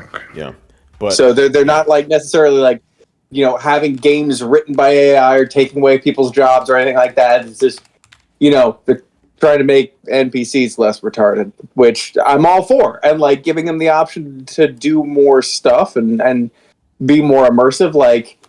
There's a lot of options there, and I don't see why that should be a bad thing. It's great to have everything hand tailored, but I don't think you'll be able to replicate imagine Baldur's Gate if shit had AI, right? You could have a dungeon master pretty much helping you build stuff, and I use AI in my dungeon D&D campaigns. I'm a DM, and I use AI all the fucking time to help me flesh out ideas. I'll feed it just the bones of something, and it'll put give me suggestions for characters, for plot devices for, I could just be like, I need a wizard in a tower, make him creepy. He's secretly a necromancer. There's a jeweled skull in his basement that powers death aura around the tower. Go. And it'll just, bam, lay it out there for me. Like, it's fucking great. So to, like, know how AI can really kind of be useful when you put it in the passenger seat and somebody else is in the driver's seat. Like, I think there's some really cool stuff you can do there. Yeah. And I'm excited to see how it goes into game, because that's odd. It is straight up. That's the future of gaming. No matter, I don't care how you feel about it. In 10 years, that's going to be standard and normalized. It's what's going to be happening. Yeah, I'm going to read what Jay Shep said here, then I'm going to read this article. Developers seem to be upset regardless. I would think if it's not a big deal, developers wouldn't care. One developer said this would take away entry-level jobs. That's one of the fears, that is it's just going to take jobs away from people, Anyway, I want to read this. Xbox has announced a partnership. By the way, shout out to PC Gamer, fellow future company. Xbox has announced a partnership with a company called In-World AI in order to, quote, empower game creators with the potential of generative AI, end quote. And no, you aren't the only one who thinks that sounds incredibly ominous. I like this writer already. In a post to the Microsoft developer blog, Xbox's general manager of gaming AI, Hyang Zhang, announced a multi-year partnership with InWorld aimed at building, quote, AI game dialogue and narrative tools at scale. Then the writer goes, that's a little vague, but Zhang gives 2 examples of specific tools that will come out of this partnership: an AI design co-pilot that turns prompts into detailed scripts, dialogue trees, quests, and more, as well as an AI character runtime engine that will allow for dynamically generated stories, quests, and dialogue for players to experience. That sounds like it's writing fucking scripts to me. I don't like the sound of any of this. Let me keep going. The tools generated by read that last part again. I'll read the last paragraph, actually. That's all a little vague, but Zhang gives 2 examples of specific tools that will come out of this partnership: an AI design co-pilot that turns prompts into detailed scripts, dialogue trees, quests, and more. An AI character run engine that allows for dynamically generated stories, quests, and dialogue for players to experience. That second one is definitely not scripts. The first one could be alluding towards scripts. Oh, maybe I'm wrong here, but stories. That sounds like scripts. Well, like that's like saying like stories. So like Brett, I'm sorry. Just prove the stories, quests, and dialogue. Yes, as in like there's such a thing as emergent storytelling too, and it could be referring to that. It sounds like something. This thing's going to write dialogue. It's going to write stories. That's not good. I'm really excited about that. Yeah, you're looking at it as all wrong. Like, yeah, motherfuckers are going to lose their jobs is what I'm looking at. Anyway, because I want to get to what the developers say about this. But I got to read this other stuff first. The tools generated by the Xbox In-World AI partnership will be optional for developers to use, but it's still a controversial topic. It was only in September that a months-long strike by Hollywood screenwriter secured protections against the use of AI writing in TV and cinema, which workers feared could lead to job losses and poorer, more generic writing across media. So it's quite a feat of timing for Xbox to announce this partnership now and to focus so directly on its potential narrative implications as opposed to an aspect of game development that is slightly less of a third rail. Several recognizable names have already responded negatively to the news. Elias, I can't pronounce this fucking guy's name, who you know as, it's the voice actor of Adam Jensen from Deus Ex, and Starfield Sam Coe, described the announcement on Twitter: if you want to start a voice acting career, don't bother. All those jobs of nameless background NPCs that gave us all our start in the industry, they're all going to go away. I'm really bitter. Another fucking strike is coming, concluded the actor in a response to a tweet asking if video game actors were unionizing. Fuck, tell me how you feel, bruh. That was hardly an uncommon reaction. Other actors, including God of War and Genshin Impact, Shelby Young and Xander Mobus of Persona 5 Joker took to Twitter to register their discontent. Seems like a massive waste of money and its resources that could otherwise go to humans who actually craft the games we play. So yeah, that's the general concern. Jesus fucking Christ. Lots of people are going to get fired, games will get worse, and C-suite will get millions. Okay. All right. Go ahead. I agree with all that shit, by the way. Go ahead. I want to put this shit in perspective. Yeah. All right. The things that they're talking about are like entry level job things where like they're just little sound bites of like, I'll grab the beer. Did you hear what happened outside of town? Like those little fucking throwaway garbage lines. Right? Like, yeah. A lot of actors get started with those little throwaway garbage lines, though. And I understand that. But here's the thing. The entire fucking industry, like, those little garbage lines used to just be recorded by people in-house. And I get that there are people that are like, oh, that's how I got my start. That's going to be gone. And that sucks. But that's also kind of the way automation has always gone through all of history, right? And if we're talking about a creative endeavor, like there's those little things like, sure, that is frustrating and that does suck, but are we going to hold back progress so as to not lose jobs? I don't see how that's progress. That's unrealistic. Like, we don't need we don't need factory workers as much as we used to. We don't need railway workers as much as we used to. There's lots of things that we don't need as much as we used to. They get phased out. All in, and there's the two sides to this. There's the progress side, and then there's also just plain motherfuckers want to be fucking cheap and don't want to pay nobody. Mm-hmm. And that's what this fucking is. I'm not excited about that. Come on, Brett. Like this, like we're going down this rabbit hole of like, oh hey, yeah, we're just it's gonna make things better, yeah, and then that's how it starts. It's not gonna make it's gonna make it worse. That's how it starts. They do it. And that's not what I'm saying. Okay. Here's where I'm coming from, right? So I'm playing Skyrim, and I kill a bandit in the forest, right? Now, there are two options that it can go from here. One is the same way that we do, where nothing fucking happens. Option two is that the game recognizes that, and then when I come back into town, it generates some dialogue about, like, we noticed you killed the bandit. There's a ringleader, or, a couple miles outside of town, and then it randomly generates a kind of dynamic side quest based on the things that I've been doing as real townspeople would react. On the other hand, they can't fucking do that.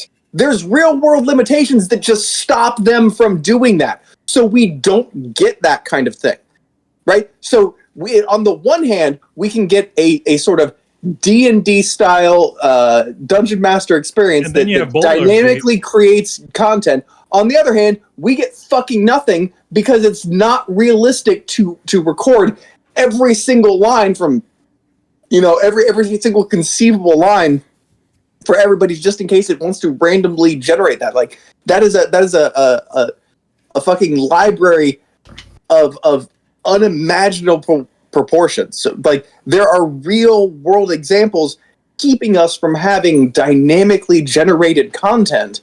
And the only answer to do that is exactly what they're talking about here. And you're not going to be able to do that without generating those little garbage lines. So do I want to see that kind of thing never be able to actualize in video games so that people can get their foot in the door doing recording of garbage lines? Not really, no.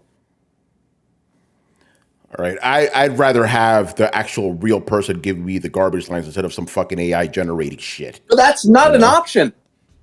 How is it not an option? It is an option. Hopefully, these people start. Hopefully, these people strike or something, because this needs to. This whole AI shit needs to fucking stop. I just explained why that's not an option, though, Tony. No, you didn't. You just explained how wonderful it's going to be to get all these AI generated scripts. Okay. The reason you can't do this with regular people is because you cannot get regular people to record every possible line. Why do you need to do it? Then you're not going to get, if they can't. Fine, you should only get so many quests anyway. You know? So you're saying that you don't think that there should be dynamic generation of content, which I disagree with. Yeah, not if it puts people out of a fucking job, no. Fuck that. But we're not going to see eye to eye on this. But no, I very strongly disagree with that. I know, but I'm with the game developers and the actors here. This is all bullshit. Yeah, I don't think this is like. Here's the thing. It's like all this is doing is just looking to replace people. I don't think to be honest. And how do we know that? And again, then okay, yes, we have this sort of thing. So now, then, what does the complaint become? The complaint becomes later. Oh man, these quests seem so generic. And it's like what they just put all these AI generated quests in here to bolster the size of the game. Where's the real content? Yeah, exactly. The authored content. The real content that we're getting now. Well, you got your Baldur's Gate, man. That wasn't AI generated, was it? You got Remnant. Remnant is AI generated. No, they got voice work. Generative AI, Brett? I mean, loosely, and as much as they can until the technology progresses, which you guys don't want to see happen. So no, because then it just replaces people. That opens that door. That's what happens with automation. We don't want that. We don't want that. Yeah. What happens with automation? What happens with automation is Detroit. That's what happens with automation. Yeah. There you go. Okay, and so what you think we should just be artificially keeping that alive? Like, should we be doing the same with like I'd rather have real people doing that shit than fucking AI. That's what. Again, we're handing all our own creative processes over to this machine, and people don't seem to be questioning any of it. Like, why? How is this even creative anymore? If you're just handing it over and anything, how is that even fulfilling anymore? If you're just handing all of your thought, all of all of it over to the magic the magic generation box that's built on the knowledge of a bunch of other people that we inadvertently fucking trained. Because it's not all or nothing. You can use it to as a creation tool. You are suggesting all. You're suggesting all. And to be honest, I think that's what they're going to. If the thing is, you are suggesting all, just handing it over to this thing. No, I'm not. Just letting it do what it needs to do. That's not what I'm saying at all. Okay, what are you saying then, Brett? Let's be clear about this. I'm saying that you can have a creative person utilize AI as a powerful tool to build their own vision. And that is a thing that we have already been doing in different ideas and scopes, right? Like even Unreal is that kind of thing where they're building assets and tools so that not every person has to go in and redo everything that Unreal does, right? They're giving you the tools so that you can use those tools to build something. AI can be the same thing. Don't get me wrong. I'm not saying it can't go the way that you're talking about. But what I am saying is, when it does go the way you're talking about, you end up with mediocre shit, which should, in theory, not survive in a free market and be successful. That's my hope.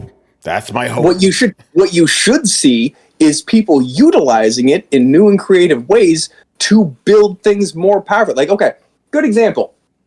I saw somebody build a brush on Procreate using a form of like kind of proto AI that was just a brush that when you drew down, it automatically made like a scar with stitches. So it did the indentation, it did the highlight, it did all the stitches, it did the highlights on the stitches, it did all that shit. And I had real mixed feelings about that. I'm telling you.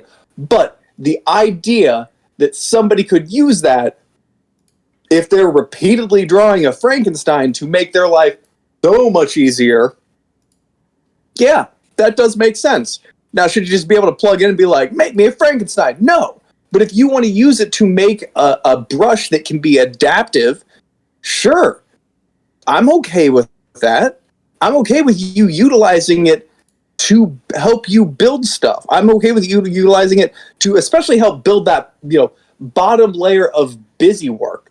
Would I use AI to flat my artwork? Yeah, absolutely. Because I'm going to fucking color all over it anyway. Flatting is a boring, stupid, unfulfilling part of the coloring process. It just sucks. So much so that a lot of people, when they do it professionally, outsource it to other people.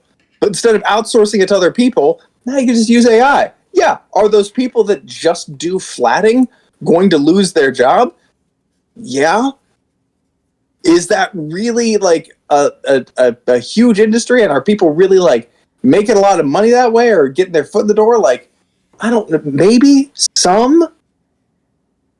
But if you're talking to me about like, I'm not necessarily, as a tattoo artist, somebody who draws a lot but doesn't necessarily print stuff. Am I going to pay somebody to do my flatting for me? No. So it doesn't matter how good the AI gets. It's not going to replace the job of the person I would be paying to flat, because it's not realistic for me to pay for that. So, and there's a wide margin of people in that sweet spot where it's going to allow smaller creative teams to do bigger things. And there are going to be people who abuse it. Absolutely, 100%. But again, if you have people that are just like, make me a video game, and they expect AI to spit them out a video game, either A, it's going to be fucking terrible, and they're just going to get laughed out of the room, or B, it's going to be amazing, of or better quality than the best that we can create. And honestly, if we go down that road, I'm going to have mixed feelings, but I'm probably going to be okay with playing better video games than any human could conceivably develop. If that's where we end up, I guess I'm probably going to want the better experience of my entertainment. It's going to be a weird place to be, but at the end of each of those scenarios, I feel like I win. Yeah, Manny, I see you over there chomping at the bit. You have any rebuttals? No, I'm just looking at my phone. Yeah, I mean, I'm Brett, just looking at my again, phone. if things work out the way you say, great. But we know how these companies work. They're not going to do the best thing in our interest. It's going to be fucked up. We're going to get shitty games, and people are going to lose jobs. That's what's going to happen. I mean, it's already happening in parts of China, and even Yeah, China, entire art teams have been just let go. They're like, oh, I just have the AI generated, you know? Yeah, just have the AI generated, and they don't have the laws that say that they can't own any of that stuff either. So I don't know, whatever. AI generated visual art, I'm a little bit different on. That's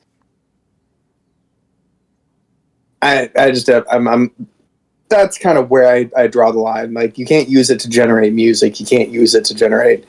People are doing it. Isn't there like a quote unquote new Beatles song generated by AI? Yeah. It's not generated by AI. It's actually they actually managed to split John Lennon's voice off of a thing there. So it's not AI generated, but that's even worse.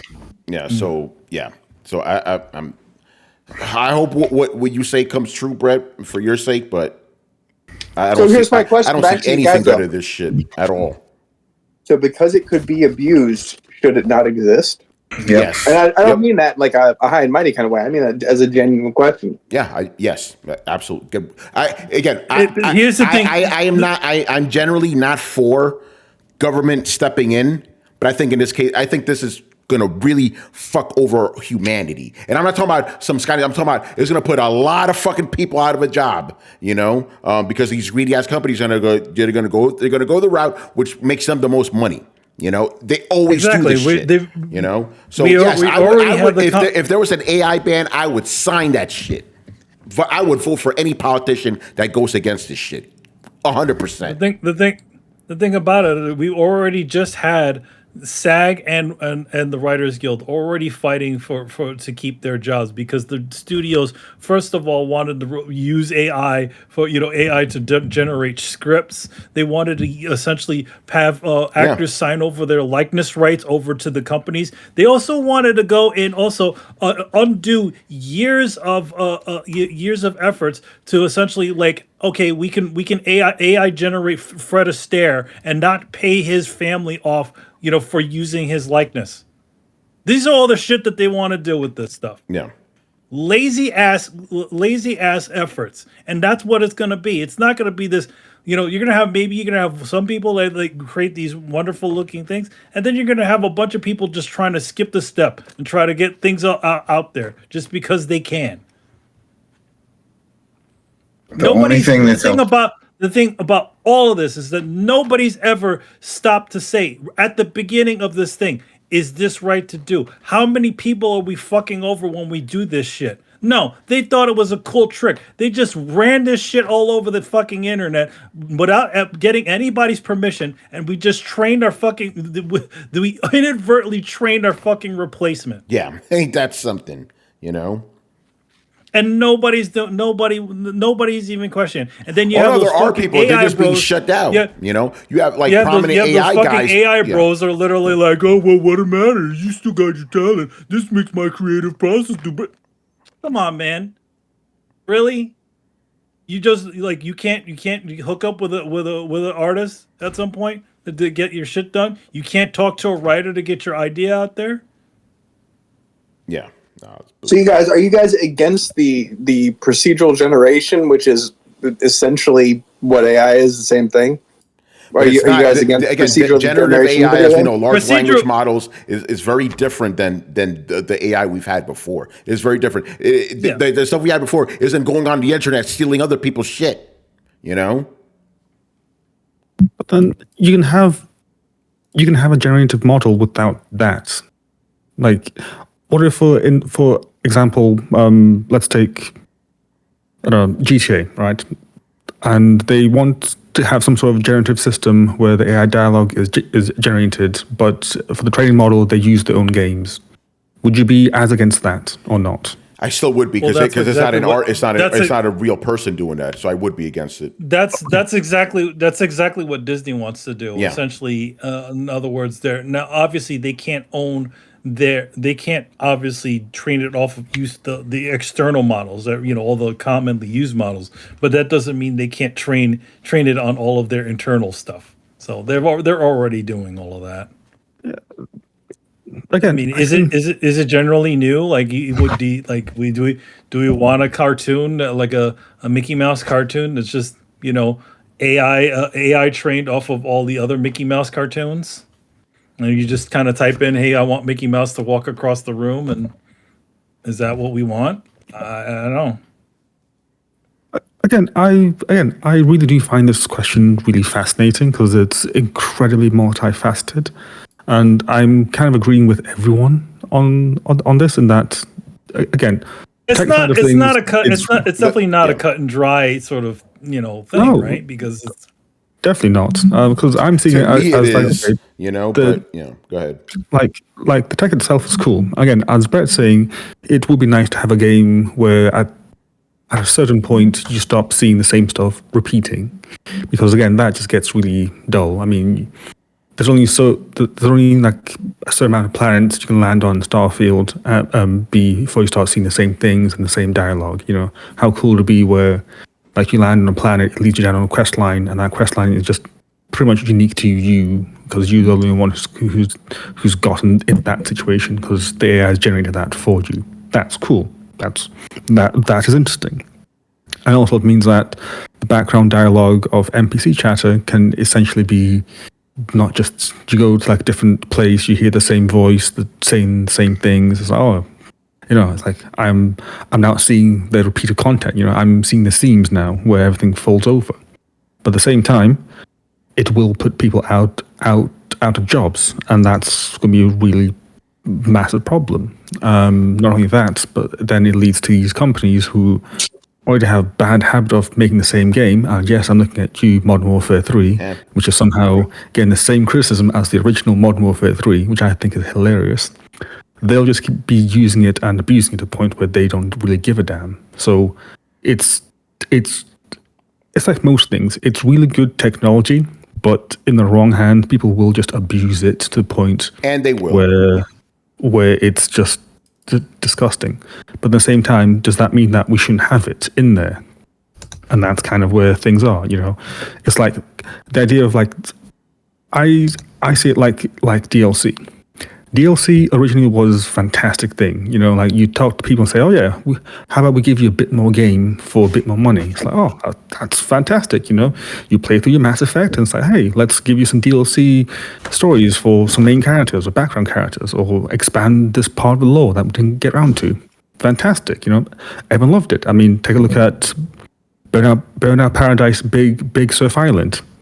Lovely hit. People just thought, oh, this is great. But then it went to the other side where you were just getting DLC of the same stuff, or DLC that was locked off, or DLC that was made before the game even was out. You go to download DLC and it's just a code. And people are like, wait, it was already there? Exactly. So hence you get that side of things where DLC turned into this horrible thing where you... And I'm looking at you, Batman. I think it was Batman Arkham Asylum, where they would announce the game and then announce the DLC in the same trailer, and it's like, oh, that was Arkham Knight.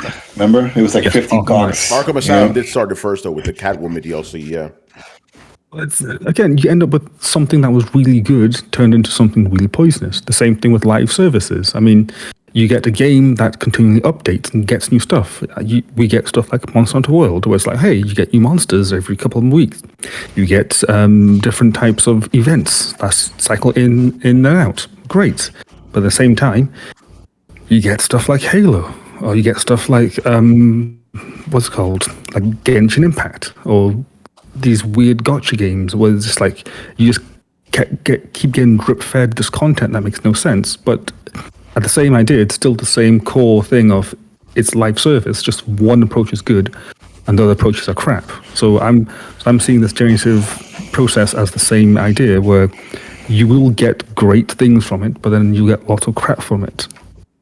And hence, I don't know which side I'm on, whether it's a good thing or bad thing. Again, like early access on Steam, you get some really good early access games, but then you get stuff that's literally there to scam people, and bloatware and cryptoware, and stuff that doesn't come out, stuff that's like not even fully done. And you just end up just looking at it and thinking, is this a good thing or bad thing? And it's both at the same time, which is really annoying. Yep, I mean, like it's kind of like early access games, right? Like, you know how many people have like been bamboozled by early access games that turned into vaporware? But on the other hand, early access, you could make a very strong argument for is the reason Baldur's Gate is so good. I was just about to say, like, look at Baldur's Gate. That was in early access. And again, this is one of the things I had an issue with that statement. It's like, developers were mad that they can't put the game in early access. And it's like, you can, you just need to do it. Mm-hmm. So it's like, there's something that you can use, but at that point, it was heavily stigmatized to the point where everyone's like, oh yeah, early access is kind of a bit stinky because you get some really bad shit there, which is true. But then at the same time, you can do stuff like Baldur's Gate on there, and people love it because it uses the concept in good faith and uses it really well. So I'm just seeing AI as the same thing, where if you use it really well and use it in good faith, you'll get some good results. But if you abuse it, dear Lord, it's going to be awful. Yeah. Yep. All right. I think on that note, we will end the show. Good stuff. Let's plug some stuff here. We will be back, people, with... Oh, shit. Uh-oh. I was about to talk about the Invincible podcast. I didn't realize I'm not going to be around Saturday. Uh-oh. Yep. I'll talk to Richard. He could keep it going. Brett, you still down, though? Yeah. Okay, cool. Yeah, okay. I'll talk to you guys offline, but yeah, I can't make it Saturday. I just realized. Anyway, going to the club. Yeah, but Invincible will be back episode 2. We're gonna be talking about that over on the Coalition. So stay tuned for that. I think the new episode's actually out already. It is. Yeah, so go check that out, and we'll be back on Saturday for the Invincible podcast, the greatest podcast in the universe. And Adam, what you got? We got another episode of I Am Negan, and this is for Fear the Walking Dead, episode 9, Sanctuary, and they go back to the original Sanctuary for where Negan is and all that, and they did another horrible job with this. It's so bad. Oh man, Rich and Carlos, we just ripped it apart. Uh-oh. It's, if you just want to hear more complaining, but with creative criticism, we talk about what they need to do to fix it, which they won't because they don't give a shit at this point, but hopefully, Well, for the next spin-offs, because they got a few more planned after all of this shit. So we'll see. But yeah, that's out there on iTunes, Spotify, YouTube. It's I Am Negan. So the usual go places. check that out. The usual places. Yeah, good stuff. Good stuff. All right, people. So make sure you follow Throwdown on Twitch and Twitter. Join the Discord where the conversations, the rumors are always popping. You can also find us on every podcast app by searching for Throwdown Show. That's 2 words, Throwdown Show. Throwdownshow.com to listen to past episodes. And if you have been watching us on the YouTube, enjoy the videos, make sure you hit like, subscribe, and hit the bell to be notified of when our premieres go live. Links to everything down below. Once again, I was your host, Tony Polanco, and tonight I was joined by Emilio Lopez. You are muted, sir.